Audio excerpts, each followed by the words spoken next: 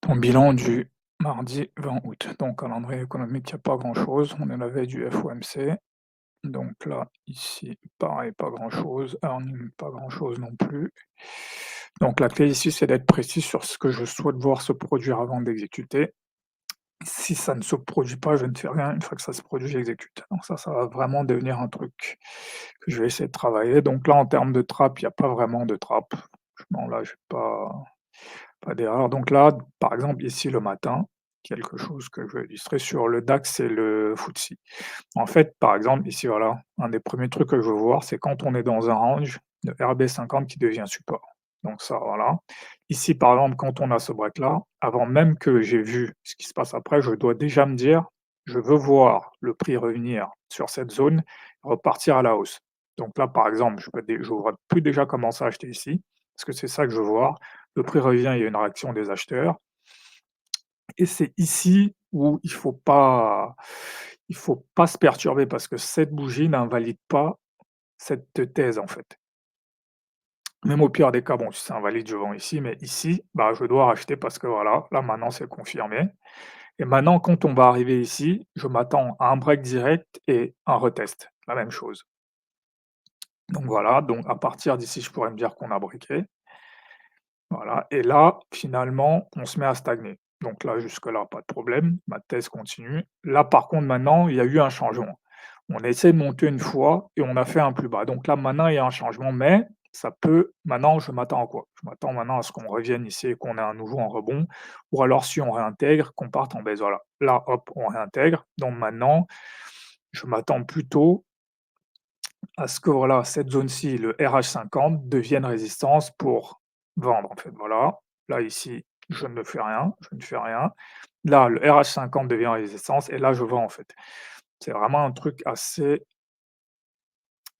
important, voilà et là, maintenant, je peux continuer à vendre parce que maintenant, il devient très probable que ici, au début, on a eu un RB50, une hausse. Ici, on a un RH50, une baisse. Donc là, rejet AJP, on va probablement aller chercher MIV-HB. Donc c'est ce que je vois ici. Après, ça se passe en plusieurs fois. Voilà, je peux voir ici. Ça, c'est un trade A parce que bah, là, déjà, mes indices sont en convergence. J'ai un RH50. Ici, pareil. Mes indices sont en convergence. Et là, j'ai un plus bas qui devient résistance. Donc ici, là, maintenant, ça va se passer à l'ouverture. Donc sur le Nasdaq et le Dow, voilà. Par exemple, ici, avant l'ouverture, on est dans un range, voilà, il y a eu un range depuis le matin, donc qu'est-ce que je veux voir? Ici, je veux voir le range être support, ici, je veux voir le range être réintégré et un fair value gap se former pour me dire que la hausse va continuer. Ici, hop, c'est cette réaction forte, c'est un peu faible, c'est pour ça que là, c'est un C, parce qu'il n'y a pas de il y a pas une structure qui se forme en fait, c'est juste, voilà, c'est juste, du volume. Pareil ici, je peux acheter directement parce que là, c'est du B parce qu'il y a quand même la réintégration. La réintégration, je considère que c'est un peu plus fort. Donc voilà, donc ici, le fair value gap s'est formé et on continue à monter. Le fair value gap s'est formé, il a été retesté, donc là, maintenant ça, c'est plutôt du A parce qu'en plus, voilà, j'ai une divergence et mes indices sont en convergence. Donc là, voilà, ça, c'était juste pour illustrer un truc à l'open. Donc maintenant, si on part, voilà, si maintenant je me mets là, ici, donc voilà, à l'ouverture, il y a ce voilà, ce rebond-là. Donc déjà, dès ici, j'aurais pu acheter en me disant qu'on va au moins revenir ici.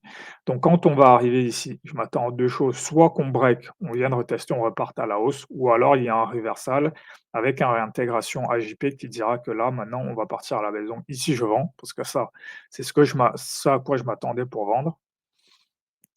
Là, quand même ici, ça reste une zone floue parce que là, ça peut être encore un range, donc je m'attends quand même à un break.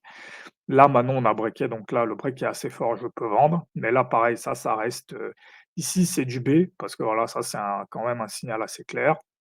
Après, pourquoi je ne continue pas ici dans la vente? Parce que j'ai cette convergence avec le DXY, en fait. Et quand ça converge avec le DXY, en général, c'est que ça va finir dans un range. Donc voilà, là, ici, je considère c'est pas comme des signaux, en fait.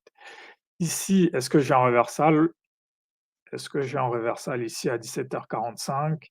Je ne considérais pas ça comme un reversal, parce que là, quand même, c'est là, ce serait juste un retest de ce plus bas, donc là, maintenant, je m'attends à c'est ce à quoi je m'attendais, en fait. Quand ce break-là a eu lieu, ce à quoi je m'attendais, c'était qu'on revienne dans cette zone et qu'il y ait un rejet.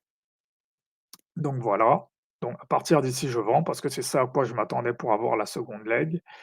Maintenant, quand on va arriver ici, je m'attendrai à 2 choses, soit qu'on break et que ça continue, sinon qu'il y ait une réaction et que ça devienne un double bottom, en fait. Donc voilà, là, ça continue. Là, peut-être un début de double là, j'ai un double bottom parce que là, on est passé en dessous, on a réintégré, le milieu de la mèche a été respecté, donc là, maintenant, ça devient un double bottom et là, c'est du A parce que c'est un double bottom entre 19 à partir de 19 heures et la veille d'un FOMC, donc très probable que ce soit en front run. Donc là, je ne veux pas acheter pour conserver sur le front run et je peux voir que bon, là, je vais m'étendre même jusqu'au lendemain. Si j'avais gardé mon SL ici, même là, maintenant, ma position aurait toujours pas sauté. Donc voilà.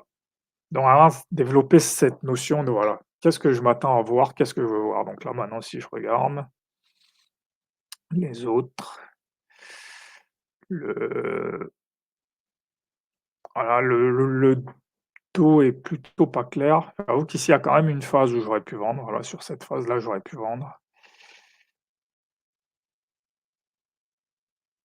Le Nasdaq, c'est un peu la même chose que le S&P finalement.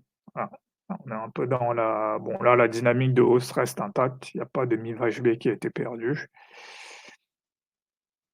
Voilà, le FTSE et le FTSE, voilà, on a cette phase. Première baisse ici, on break le plus bas du matin, on revient, c'est rejeté, donc là, c'est du B, voilà. Ici, il y a ce second rejet, c'est du B et là maintenant, quand il y a ce troisième rejet avec convergence entre, entre le CAC et le DAX, là maintenant ça devient du A, donc là mais bon après comme je ne traite ça que jusqu'à 11 heures, j'ai hésité, mais bon, à l'avenir, faudra vendre ce genre de choses. Dans maintenant le DAX qui est très intéressant parce qu'il y a d'abord, voilà, un signal, de hausse, de breakout assez clair. Le signal de break à la hausse échoue et là, il y a le rejet AJP, rejet RH50. Là, c'est un signal A parce que c'est convergent. Ensuite, ici, second signal A parce que le plus bas maintenant devient résistance et donc là, la baisse continue. Donc voilà.